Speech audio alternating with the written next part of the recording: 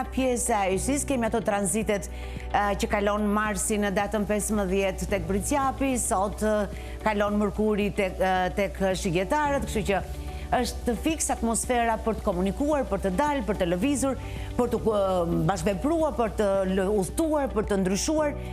situatën e të përditshmes apo rutinën. Pra, ky Mërkur sot favorizon udhëtimet, favorizon lëvizjet, favorizon komunikimin, favorizon entuziazmin, favorizon atë pjesën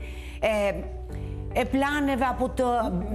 planeve për zhvillim për mirë, por në fakt favorizon që edhe pak bilancet, se ngeca pak tek se si do ta thosha, pra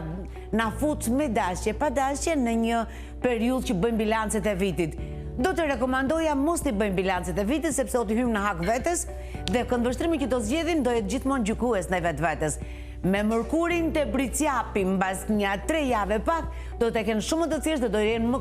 koherent dhe të sakt me gjykimin e vetvetes. Ndërkohë, mos të harroj që është një periudhë shumë e mirë dhe për çështje studimore, për ata që na dëgjojnë, kush ka pas vonesa, kujt i duhet të rregullojë ndonjë lëndë, të rregullojë ndonjë provim, të bëjë ndonjë ndryshim, nëse do të ndryshojë shkolla apo deg. Pra është një periudhë që do të zgjasi deri në fakt në datën 25 të dhjetorit, që mund të ndihmohen shumë nga këto vendosi dhe këto ndryshime.